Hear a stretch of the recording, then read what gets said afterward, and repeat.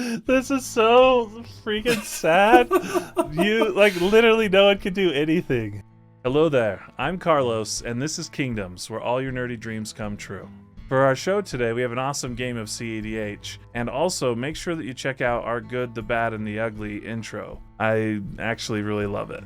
Really quickly, get out your small violins for me as I tell you a small sob story. As many of you know, this August, the end of the August, will be 2 years that we've been here doing what we're doing at Kingdoms. Almost a year that we've been putting out videos twice a week. Our subscribers are going up, which is super exciting, but our views are actually going down, and I feel like our content is actually improving. We're getting better and clearer videos and better editing and adding more things, but still keeping it like our regular gameplay videos, so I would be lying if I'd say I wasn't a little frustrated and confused. I'm not giving up. We're still going to go forward. We're going to make amazing things, but I do just want to ask for a little bit of extra help by just making sure to like this video and subscribe to the channel if you haven't already. Commenting helps too. You don't need a comment for the algorithm. Just comment if you have something to say, if you like the video or you have some feedback, or maybe we made a play mistake or something like that. And if you really want to make sure that we can continue to move forward, consider becoming a patron over at patreon.com/KingdomsTV.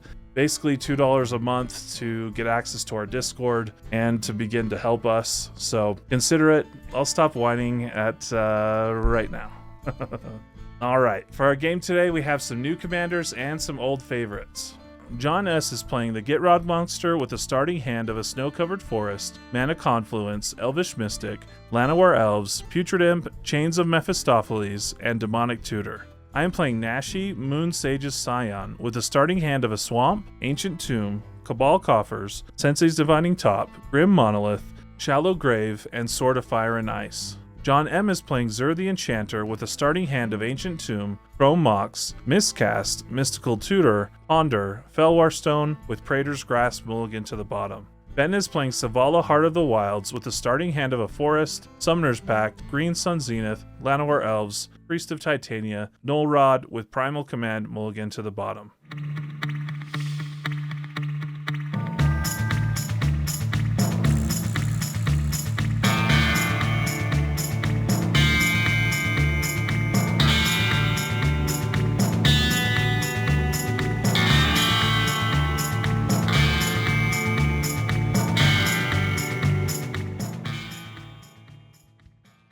And draw.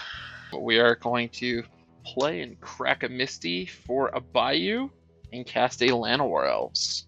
And I will pass the turn from there. Cool. I will draw for turn. I will play an Ancient Tomb as land for turn. Let's play a Mox Amber. That's sort of worthless, but I just drew it. I will take 2 damage. Play a Grim Monolith. Pass the turn. I'll draw for turn. Okay, I also will play Ancient Tomb. That's my first land. Let's do Chrome Mox. I will imprint Miscast on it so it'll tap for blue. Take 2. I will cast Felwar Stone. I'll tap the stone for black because John has a Bayou. Thank you. Black and blue, I'll cast Dark Confidant. And then I will pass. I'll draw for turn. Start off with a Forest, and then I'll just tap it for a Llanowar Elf. And I'll pass. Me and Ben, every time. Yep. Draw for turn. Llanowar for life. Let's go with a Snow-Covered Forest. Try a Chains of Mephistopheles. Okay, and then I'll cast an Elvish Mystic and pass the turn. Okay, untap. Draw a card. I'm going to play a Sensei's Divining Top, the colorless floating, taking 2 damage. I'll use the other to top. Alright, I'll put this on top like that. I'll play a Swamp as land for turn. I will discard Cabal Coffers. Then I will draw a card, put this on top. Then I will attempt 3 mana with a colorless floating for Varagoth Bloodsky Sire. If that's good, I will pass the turn. Okay, I will untap. Upkeep trigger Dark Confidant. I reveal the top card. That goes in my hands. I lose life equal to its cost, which is 0. Hooray. And then I will draw for turn. It's got a nice You'll never guess there. what land I'm playing. I'll take 3 just to get 1 white and 2 colorless. blue, and a black. I will cast Zur and take the 3. Suck. It's getting crazy. I will pass the turn. Alright, I'll untap and draw. I will tap 2 green for a Priest of Titania. That's a good priest pretty hot right now. Yeah, it's pretty good now. Jeez. Unfortunately, I guess I got a pass right there. I'm gonna untap and draw. Play Mana Confluence. Cast Adnos. That's the one you want to counter if you got the free counter, John. Go to 38. Yeah, John, I'll are we sack a good? turn and I'll pact it. All right, yeah, that's my turn. Go ahead. Randomly, Mox Amber's online, so that's cool. I'll Nice. draw a card. All right, let's send to John. I will take the 2. I will then boast. I have 1 colorless floating, and I lose 2 life. I will go put a card on top that I will draw next turn. I will then use the floating mana for senseis and pass turn. Alright, untap. Upkeep, I have to pay for that because I don't want to lose. So I will tap this for a blue and 2 colorless. Blue, blue, got that. And I'll take 3. Okay, Confidant trigger. Reveal. A Hallowed Fountain goes into my hand. Okay, moving into main. I will play Hallowed Fountain untapped, so I'll take 2. Let's go to combat. I'll pull Ben from the 40s and then attack you for 1. I'll take it. Okay, attack trigger. On Zur, I get to find an enchantment. I will pull Grasp of Fate. Okay, ETB, for each opponent, exile up to 1 target non-land permanent that player controls until it leaves the field. So I will target the Priest and the Chains and the top. I'll respond by looking at the top 3. All right, I will draw a card, discarding Shallow Grave, and then the top will go on top. I will pass turn. Untap, draw for turn. I will go ahead and pass the turn. They're unchained. Tap. Draw. I'm gonna play City Brass. Go for a Demonic Tutor. And then I'm gonna pay a life for a Putrid Imp and pay a life for a Priest. Alright, go ahead, Carlos. I don't know what to do about it, actually. Okay, draw for turn. Play a Cavern of Souls. I'm going to say Ninja. Do it. Oh. You want me to say Rat? Yeah! Fine, I don't have any other ninjas. Absolutely. Rat. I'm going to play a Sword of Fire. Nice. I'll pay 2 life. Equip it. Yeah, I think John S. will block. I think John M. might block. And I think Ben probably will not block. So Definitely Ben, I will will not. send 4 damage at you. Yeah, I gotta shoot your Putrid Imp, because you have enough mana for Gitrog already. I will draw a card. And that is my turn. End of turn, I'm going to tap this for blue and cast Mystical Tutor. I'll search for Demonic Consultation. Oh, no. What? No. This is so freaking sad. You, literally no one can do anything. This goes on top.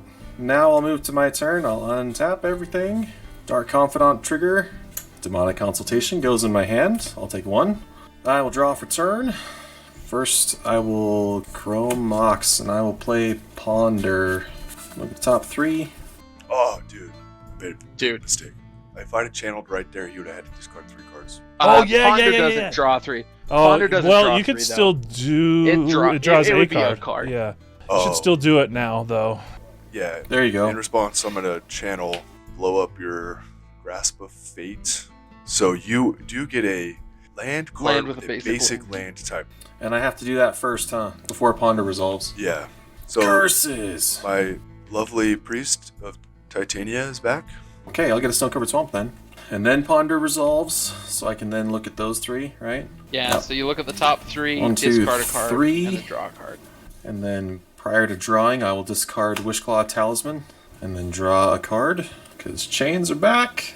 No flying out there. Let's go to combat and I'll attack John. Flying? Since when did Zer's flying? Ugh, He's a weird take dude. 1.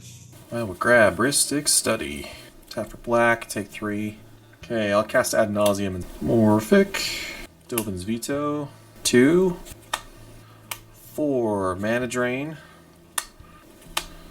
Holy cow, Fierce Guardianship. 7. Scalding Tarn. Demir's Signet. Flusterstorm, that's 10. Ranger Captain of Eos, 13. I got 24 life. Talisman, 15. Dark Ritual, 16. Scrub. Swan Song, 17. Notion Thief, 21. Ay. I'll stop there. I'll play Scrub Land as my land for turn. Tap for black, cast Dark Ritual for 3. Okay, I will play Demir's Signet.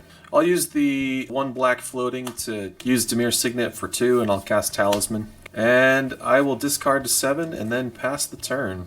Untap, draw. I'm going to go ahead and tap. I wish I had a land real bad, but here we are. You got elves instead. Yeah. Who needs land when you got homies? Yeah, so 5 mana coming down. Yeah, I'll use 3 of it to cast Selvala. So I have... Would you like to pay for Ristic Study? I don't think you're going to live to your next turn, so... Neither do I, but that's okay. You can have it. I will discard... It'll only die if one of you first. take 4 damage, though. So. Well, fortunately, all my stuff's going to have somebody's sickness, but I will go ahead and use 2 of it to cast Null Rod. Ayo. Oh, would you like to pay for that one, Ben? No, you can have that. Let's discard Morphic Pool. And then draw. I will tap 2 to play a Bird of Paradise. I did pay the 1 for that. You did pay on that one? Yeah, that's my turn. Untap. Draw. So let's start things off by casting a Gitrog Monster. Do you want to throw 1 extra on that, or? Oh, dude, you should counter that. I might have discarded the cards that include the creature counters. In that case, let us go to combat. And I'm attacking John with a pair of 1/1 elves. Oh, you didn't pay for that one, though? No. Let's discard Sorry. Scalding Tarn and draw on that. Alright, attack John M for 2. Yep, I'll take 2. Go ahead, Carlos. Draw for turn. I'll attack John S for 4. Death Touch. Yeah, take 4. Okay, I will first resolve discarding a card to draw a card. Well, what since he's doing top? Goodbye. Draw. Where do I put Just 2 what are you- damage? So I just have to gamble, basically, of like, I could for sure kill John, but the chances of him winning are pretty low. And so for me, killing a priest right now is actually probably better for me. Yeah, I'm going to shoot your priest, Ben. I'll then boast. I could have boasted in response to the draw. It's pretty bad. It's pretty bad. And I will pass the turn. This is the moment. Dark Confidant, do I live? Literally won! Dude. Literally won! Wow. Oh, man. Wow! Okay, untap and draw for turn. I'll play a Summoner's Pact for 0. So I'm going to search for a green creature. I'm going to get this derpy dude. His power and toughness are equal to the number of artifacts opponents have in play plus 1. How many artifacts does everybody have? 0. All right. He comes in as a 4/4. I'm going to tap to add 4 green mana. I'll use 2 of it to cast a Green Sun Zenith. X will be 1. I'm going to get Query and Ranger. Okay, so Green Sun Zenith gets shuffled back in. Okay, so I will bounce this forest back to my hand to untap a creature. I'll use 1 of those floating mana to tap Selvala, generating another 4. This is where it gets a little weird, but I'm going to use 5 plus 1 plus 1, so 7 mana. 7 mana, and I'm going to cast Regal Force. Enters the battlefield, draw a card for each green creature I control. That's 6. Alright, so first discard is going to be this pesky, worthless guy. So draw. So this is 2, 3, 4, 5. That's easy choice. 6. Alright, so a couple of those kind of hurt to get rid of, but it did get me something because I have not played a land for turn. Gaze Cradle. Okay, so I can tap to add 6 mana. I'm going to use 3 of it to cast Guardian Augmenter. It says Flash Commander. Creatures get +2/+2. Oh, dude. You can take it back. That's not actually the thing I thought it was. No, it's okay, like, 'cause I'm kind of out of stuff. Oh, Yep, that's okay. Untap. Gitrog trigger.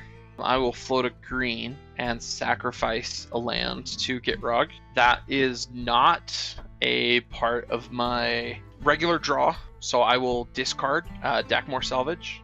Oh, come on. Dackmore discarded to the Chains trigger. I have a draw from Chains, and now I'm generating another draw from another land hitting the graveyard. Yeah, so I've got to dredge that one. So dredge 1, dredge 2, that's in my hand. And then this trigger happens, and I'll discard Dackmore to that trigger, which generates another trigger.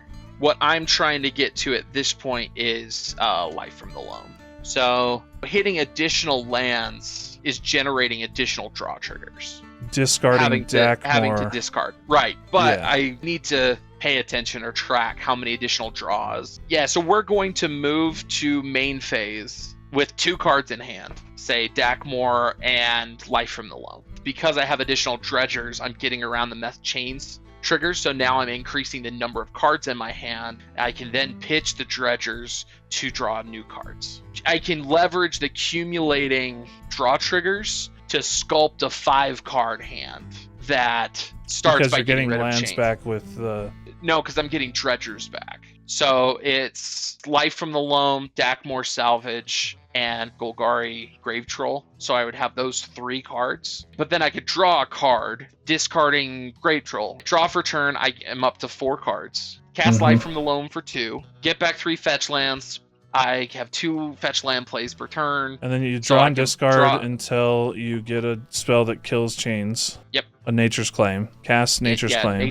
So from there, I will need a way to get rid of chains and a discard outlet. Once I have both of those things, play those 2 cards out, and I can work through the rest of my deck to draw my deck, leveraging my draw triggers and Eldrazi to shuffle back in my graveyard. Crop rotation for Gaia's Cradle and, What's the Dark spell Ritual. to kill us? The spell to kill will be using infinite mana plus Finale of Devastation.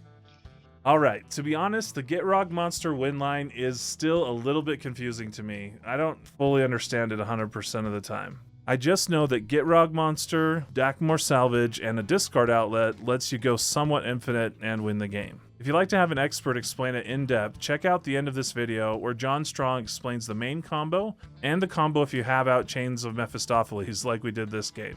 Overall though, what did you think of today's game? Will Nashi ever actually connect in any of our games? Should I keep Fire and Ice in my deck? Let me know down in the comments below. Lastly, if you're enjoying our show, consider becoming part of the Kingdom. It's only $2 a month and you get access to our private Discord, Looking for Game channel, we have a budget league, you get deck help, you can chat with us, we even have some special giveaways, a lot going on over there, and I hope to see you there. A special thank you to our Samurai patrons, Chris Crowley, David Siraj, Dr. Birdseed, Jason Garner, John McManus, Jordan Ritchie, Morton Christensen, Revolution Gaming, and Worthy Glover. You are all the pillars of Kingdoms. With that, thanks so much for watching, and keep it nerdy.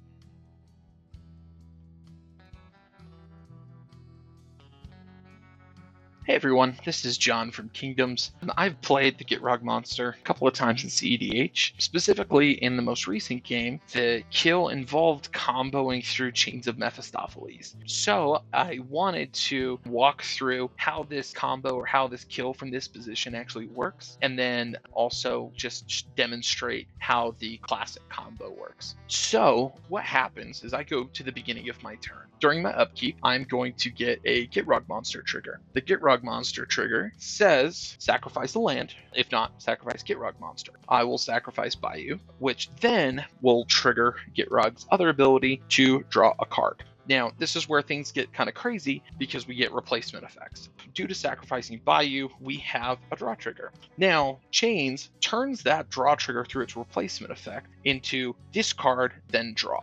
So, in the first portion, I will discard Dackmore Salvage. Now, Dackmore Salvage is the component of the combo that goes off by allowing me to dredge off of the Gitrog Monster triggers. Discarding this to the first part of the Chains replacement effect now is going to create another draw trigger. This additional draw trigger is also going to be entering the stack, but I need to finish resolving this first draw before we get into all the replacement effect nonsense. I say nonsense because, in particular, I now have an additional replacement effect. I can now, instead of draw, make it a discard then dredge. So I can dredge Dackmore Salvage. Put it to the side here, put it on top of my hand, is going to mill 2 cards, return Dackmore Salvage into my hand, And because I've milled a land, now I'm going to generate an additional draw a card trigger through Gitrog Monster. So we're at that point. I have 2 draw triggers on the stack. Dakmor Salvage is now in my hand. Now, because both of these effects are mine, I have the option to make that decision of which replacement effect I would like to apply first. If I'm dredging, I'm no longer drawing a card, or I can reverse the order and apply the chains replacement effect, which is what I'm going to do from this position because I don't have another option or another dredger other than discarding this other card in my hand. So we have 1 floating draw trigger at that point. To chains, we are going to discard Dakmor Salvage, which then is going to enter in another draw trigger, and then we're going to dredge. So Dakmor is going to go back into my hand, and I'll put 2 cards into my graveyard. We've got no additional draw triggers, so we're going to stay back at that same state. 2 draw triggers, we're going to move to resolve 1. We are going to apply it so that I discard Dakmor Salvage to the change trigger, and then dredge Dakmor Salvage. Again, remembering that once that Dakmor is discarded, it's generating an additional draw trigger. We're going to dredge 2. Great. We've hit a land. That means I'm going to now have 3 draw triggers. I'm going to keep going through this process, and I can choose to alternate how this goes. Remember, I can at any time discard this other card that I have in my hand. So what I can do is continue through this process, accumulating as many draw triggers as I want, as well as dredging as many times as I want. The fun thing about dredge is that it plays a couple of Eldrazi Titans that will then cause my graveyard to be reshuffled into my library. The state that I'm looking to get to is to get to a point where we're going to keep going through this process, keep accumulating more and more draw triggers. So for instance, each one of those in a group of 2, that would have created 2 additional draw triggers. And at any time I can say, I'm going to discard Dakmor Salvage, generating an additional draw. And now I'm just going to go ahead and draw a card. Now, where this allows me to generate additional cards is, remember that the dredge and the chains are both replacement effects, and I have the decision to apply those replacement effects how I will. So I am not locked into simply discarding every time. I can then just say, hey, I'm just going to dredge now. And what's happened is now I've accumulated additional cards. And so then I can say, hey, I've got other cards that I'm no longer interested in. I can switch those out or discard those to the chains to get more natural draws to increase the number of cards that I have in my hand. Why that's relevant is that allows me to then look for the different pieces that I need to set up, like a Assassin's Trophy or an Abrupt Decay. Then what will happen is I can use my mana to destroy my own Chains of Mephistopheles, or what's more realistic is I complete this process, go ahead and move to my main phase. Now I can Abrupt Decay the chains to remove that effect, and then go through the process until I've found a discard outlet. A discard outlet, just one like Wild Mongrel that just lets me discard at instant speed whenever I like, is what allows me to then go through the normal transition of the combo. So we're going to stop here, and then I'll move to explaining how the traditional Gitrog combo works. The goal of the combo is to first be able to draw your deck. Secondly, it's to use the various pieces to allow you to repeatedly cast spells, an infinite number of times, generating infinite mana, and then there's a variety of different ways that you can go through a kill through this method. Pieces that you need.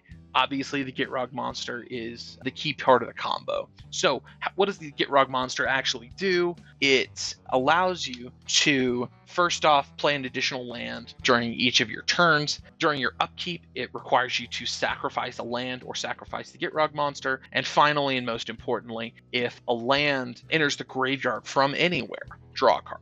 So the other 2 pieces that you need are going to be a discard outlet. And so for instance, Wild Mongrel's old buddy of mine, so I'll use him, and then Dakmor Salvage. This is a land with dredge. And so what you're able to do is, if you have this set up, if you have these out, in particular, the Gitrog Monster and Wild Mongrel, you are able to discard Dakmor Salvage to the Gitrog Monster, and that generates a draw trigger. You're then going to replace that draw trigger with a dredge trigger. What this does is this is going to return Dackmore Salvage to your hand at the cost of milling 2 cards from your library into your graveyard. So we're going to do that. We're going to hit a non-land and a land. Hitting an additional land now means we get another draw, as well as we now have Dackmore Salvage in our hand. So we can take that draw now, or more realistically, we can just leave that draw there for a bit and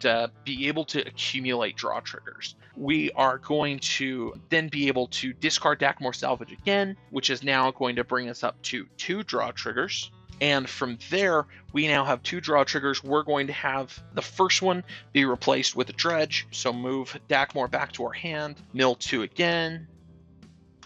Okay, did not hit anything, so we'll go ahead and discard Dackmore Salvage again. Going to bring us back to 2 draw triggers, and we're going to dredge one of those. Great, we hit a land.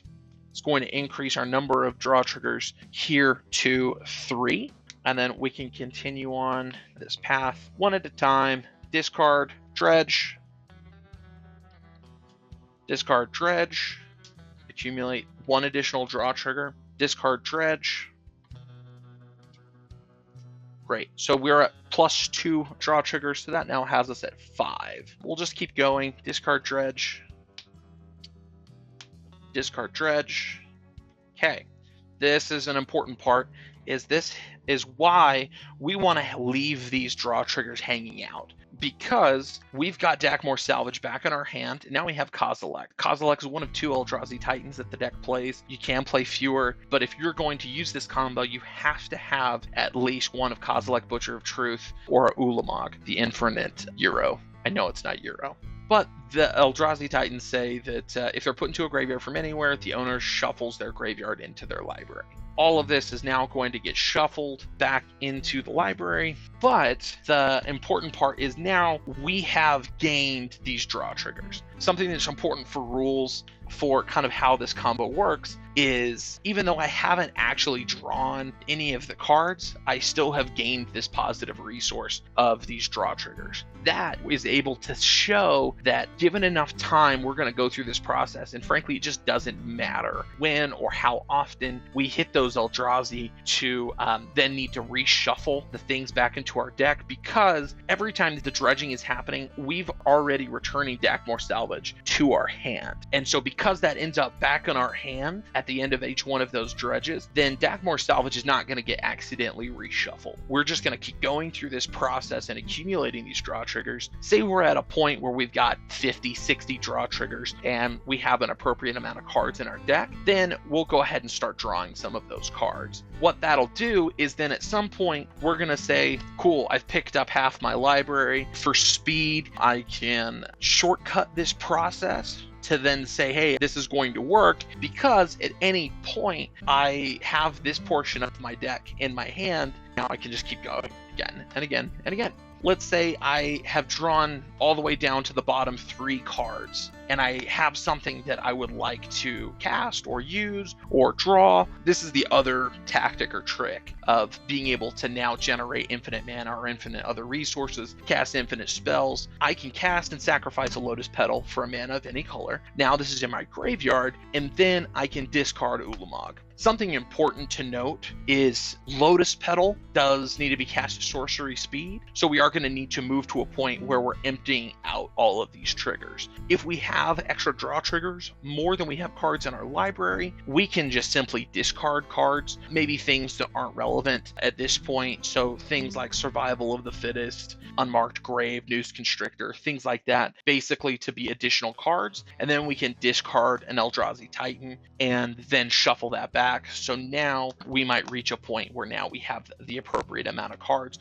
so that we can arrive at a perfectly empty library. Having an empty library is important because it involves having that empty library or managing the number of cards, number of draw triggers, etc., so that you can then cast a Lotus Petal, add mana, create or discard cards, 2 lands and a Dackmore Salvage, and be able to generate additional draw triggers. Again, we're discarding these individually, so each one of them is going to generate a draw trigger. Sorry, misplay there. You don't want to discard Dakmor Salvage before you discard the Eldrazi Titan. But discarding the Eldrazi Titan now is going to shuffle that stack of 4 cards back. So now we can go through the same process and say, hey, we're going to discard Dakmor Salvage. We're going to mill 2. Great. We've generated an additional draw. This is going to put us in a little bit of a spot because that additional draw is going to be our Eldrazi Titan, but we can keep repeating this process and discarding that exact makeup of cards until that last draw or a natural draw is going to be Lotus Petal again. Because again, we can replicate this exact scenario, this exact process to draw exactly to an empty library. So we can just keep going through this process as many times as we need to generate infinite mana. So now that we have infinite mana, we're going to replicate the exact same process the cleanest way and the way that will often ask the least of your play group as far as spending time going through this process is to cast Finale of Devastation for an arbitrarily large number. It is relevant to know that you do need creatures out before you do that. So you may need to cast some of your other creatures. Again, I would strongly recommend never casting your Eldrazi Titans because you need to make sure that you can reset loops as needed. Again, Finale of Devastation does grant haste as well as trample and +X, where X is the arbitrarily large number that we've selected, allowing you to attack for just a massive amount of damage. If for a variety of reasons you're in a position where that doesn't work, or you're trying not to do that. Say someone has specific stacks pieces or things like that. We can go through this loop that we went through with Lotus Petal, but we can replace Lotus Petal with Assassin's Trophy and destroy target permanent an opponent controls. Relevantly, Assassin's Trophy does not specifically say non-land. And so you can take out all of your opponent's lands, exhaust them of all their lands in their deck, all of their permanents, and then move to a kill. If that's the idea, or if that's the goal, if we want to be extra safe, if we're concerned about an instant speed interaction that for whatever reason they haven't used to this point. One of the things, because the Gitrog combo is a little convoluted, a lot of times players aren't sure what pieces to counter, what pieces to interact with, in specific because the combo itself does not involve casting anything. So if I have Gitrog, discard outlet, and Dakmor in hand, really at that point there's nothing to counter. All the counter opportunities are done because even if one of these sources, for instance Finale of Devastation, is removed, we now have a different out of, say, destroying all of our opponent's permanents or casting all the relevant spells in our deck, just to be able to be in such an advantageous position that we're going to be in a position to win moving forward. The deck has a lot of versatility to it. Being able to explain how that process works is very relevant. But remember, if you do need to play through it, be careful, be deliberate about it. The most important ways that you can misplay your way out of the combo is by not dredging Dakmor specifically to your hand whenever possible. You want Dakmor Salvage in hand to be able to accumulate draw triggers. That way that you're accumulating the resources that you need to go ahead and draw your deck or proceed through the combo to the kill without exposing your Dakmor Salvage whenever possible. There's a lot of different tricks, a lot of different things that you can do. Hope you enjoyed.